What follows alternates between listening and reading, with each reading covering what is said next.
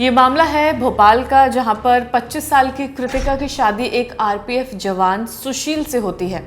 दोनों की शादी काफ़ी धूमधाम से की जाती है और वो अपने परिवार के साथ भोपाल में रहने लगती है।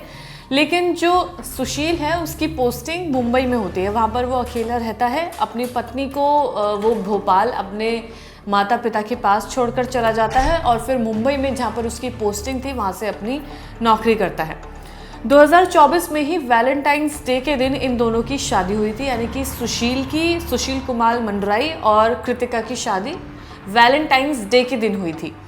इसके अलावा कृतिका कॉम्पिटिटिव एग्जाम्स की तैयारी भी कर रही थी। उसका सपना था कि वो उसे जॉब मिले, एक अच्छी जॉब वो करे, और उसी के लिए वो लगातार प्रिपरेशंस कर रही थी। शादी के बाद सुशील की पोस्टिंग मुंबई हुई, जैसा कि मैंने आपको बताया, लेकिन कृतिका भोपाल में ही थी। दोनों की शादी भी धूमधाम से हुई। शादी में पसंद का सामान दिया गया, दूल्हे को उसकी पसंद की बुलेट भी दी गई, यानी कि डिमांड की गई। बस यहीं से जो मुद्दा है ये पूरा शुरू हो जाता है। हालांकि डिमांड करने के बावजूद इसको इसकी पसंद की बुलेट दिलाई गई। जॉब के लिए सुशील मुंबई में अकेला रहता था। कई बार कहने पर भी वो कृतिका को अपने साथ नहीं लेकर गया। जाहिर सी बात है, जब पति वहाँ पर रह रहा है तो उसे अपने साथ अपनी पत्नी को रखना चाहिए, लेकिन दावा ये किया गया क्योंकि उसके जो माता पिता हैं सुशील के, वो भोपाल में रह रहे थे, तो उनकी सेवा के लिए उसने अपनी पत्नी को उनके पास ही छोड़ा हुआ था। अब आए दिन सुशील कृतिका को दूसरी लड़कियों के किस्से सुनाता रहता था। अगर कोई भी महिला जिसकी शादी नई हुई है और उसका पति उसे दूसरी लड़कियों के किस्से सुनाता रहे तो उसे कैसा लगेगा? जाहिर सी बात है, बुरा लगेगा, गुस्सा आएगा। लेकिन क्योंकि नई शादी है, नया माहौल है, नया घर है, ऐसे में कृतिका किसी को क्या बोले ये समझ पाना बेहद ही मुश्किल था। और क्योंकि अरेंज मैरिज थी तो उसमें आपका हस्बैंड कैसा है, इन लॉज कैसे, ही पता कर पाना नामुमकिन है। तो क्योंकि सुशील कृतिका को दूसरी लड़कियों के किस्से बताता था, उनके बारे में ये बताता था कि जो रिश्ते उसके लिए और पहले आए थे वो लोग उसे काफ़ी ज़्यादा पैसे देने को तैयार थे, पैसे देने को राज़ी थे। वो महंगी शादी करने वाले थे, उसे कार देते, पैसे देते, तमाम चीज़ें उसने की थी। ये जो बातें की थी वो उसने कृतिका के साथ व्हाट्सएप पर की थी, व्हाट्सएप चैट के ज़रिए, जिसका स्क्रीनशॉट आज भी कृतिका के पिता के पास है एज अ सबूत उन्होंने रखा हुआ है। इसके अलावा सुशील क्या कहता था कि वो जो लड़की के रिश्ते उसके पास आते थे वो लड़की वाले उसे 20 लाख रुपए देने के लिए राजी थे, लेकिन क्योंकि कृतिका उनको बहुत ज़्यादा पसंद थी, इस वजह से उन्होंने उस रिश्ते के लिए मना कर दिया। ये सिलसिला कई बार चलता रहा, कई बार ये किस्से दोहराए गए। कृतिका ने कई बार नज़रअंदाज किया, कई बार जवाब भी दिया, लेकिन ये लगातार चलता रहा। अब कृतिका के पिता ने क्या आरोप लगाए हैं ये आपको बता देते हैं। कृतिका के सास ससुर पर उसे सुनाने के आरोप लगाए गए हैं। उनका दावा है कि क्योंकि कृतिका को परेशान किया गया, प्रताड़ित किया गया, इसलिए कृतिका ने अपनी जान दी है। जी हाँ, कृतिका ने अपनी जान दे दी है परेशान होकर अपने घर वालों से, ससुराल वालों से, और ये आरोप कृतिका के पिता ने लगाए हैं। उन्होंने ये भी आरोप लगाया है कि दूसरे रिश्तों से ज़्यादा पैसे मिल रहे थे, इस चीज़ से बार बार उसको, उनकी बेटी को प्रताड़ित किया जा रहा था। दहेज को लेकर पूरा मामला इसने तूल पकड़ लिया। शुक्रवार रात इस मामले ने बड़ा रूप ले लिया, जहां पर इसी शुक्रवार को कृतिका ने अपनी जान ले ली। अपने ससुराल में अपने बेडरूम के अंदर उसने जान ली। कृतिका की ननंद ने इसकी जानकारी पूरे घर परिवार को दी, इसके बारे में बताया कि उसकी भाभी ने उसकी अपनी जान ले ली है।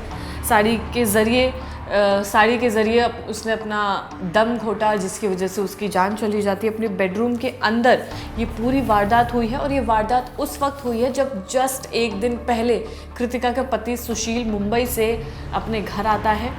अब उन दोनों के बीच में उस रात क्या हुआ, क्या नहीं हुआ, क्या बातचीत हुई, क्या ये पहले से प्लान था कि कृतिका अपनी जान लेगी, या उसी रात कुछ ऐसा हुआ, ये समझ पाना भी काफ़ी ज़्यादा मुश्किल हो रहा है। कृतिका के पिता का आरोप है कि वो सभी लोग उसे मिलकर एक महंगी कार के लिए उसे बोल रहे थे कि उसके पिता कार दे, दहेज में प्लॉट की वो डिमांड कर रहे थे। तमाम तरीके की डिमांड कृतिका से की जा रही थी, जिस वजह से परेशान होकर उसने कदम उठाया जो उन्हें मिल नहीं पाया, और फिर कृतिका ने ये बड़ा कदम उठाया। जब तक परिवार घर पहुंचा, यानी कि कृतिका के मायके वाले जब तक उसके ससुराल पहुंचते हैं, वहाँ से सभी लोग फरार हो जाते हैं। कृतिका के ससुराल में उसके ससुर है, सास है और एक ननंद है, और उसका पति सुशील है, जो कि वहाँ से फरार हो जाते हैं। अब इस दहेज को लेकर जो कृतिका को सुनाया गया है उसकी वजह से एक मासूम लड़की अपनी जान देती है। और ये कोई नई बात नहीं है, इस देश में आए दिन ऐसे किस्से होते हैं। डेटा की बात करें तो एक साल में करीब 10,000 से भी ज़्यादा डाउरी के केस फाइल किए जाते हैं, दर्ज किए जाते हैं। 2022 के डेटा की बात करें तो उसमें 6,000 से भी ज़्यादा मौत हुई है। किसकी वजह से? दहेज मांगने की वजह से, जहाँ पे लड़के वाले लड़की वालों से दहेज मांगते हैं और बीच में पिसती है लड़की, वो बेटी, जहाँ पर वो अपनी जान ले लेती है क्योंकि ससुराल में उसे ही हर वक्त सुनाया जाता है। यूपी सबसे ज़्यादा इसमें टॉप कर रहा है, जहाँ पर ऐसे दहेज के मामले सबसे ज़्यादा सामने आते हैं। उसके बाद अगर कोई ऐसा राज्य है तो वो है बिहार, जहाँ पर ऐसे केसेस सब सामने आते हैं। और उसके बाद है कर्नाटका।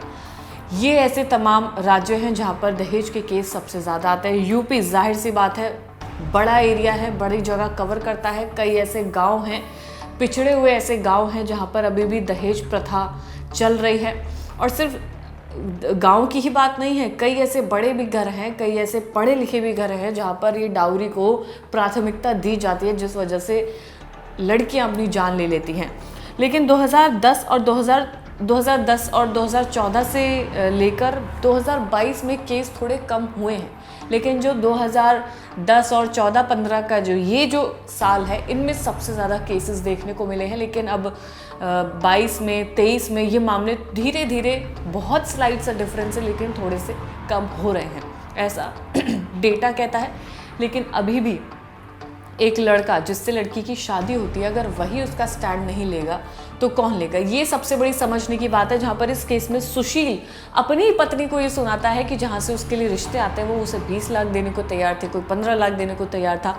आखिर ये लोग कब तक दूसरे के पैसों पर पलेंगे? आखिर क्यों इस तरह के लड़के डिपेंड करते हैं कि उसके ससुराल वाले उसे बड़ा दहेज देंगे और उसके बाद उसका खर्चा चलेगा? क्या वो इतने काबिल नहीं, क्या वो इतने केपेबल नहीं, क्या उसके परिवार वाले उसे इतना केपेबल बना नहीं पाते हैं कि वो दहेज के बिना और सिर्फ लड़की से शादी करके उसे घर लाकर उसे खुश रखे? एक लड़की जो अपने परिवार को छोड़कर आती है और बदले में उसे अपने ससुराल वालों से ये सब कुछ सुनना पड़ता है, बहुत ही ज़्यादा शर्म की बात है जो हमारे देश में देखने को मिल रही है।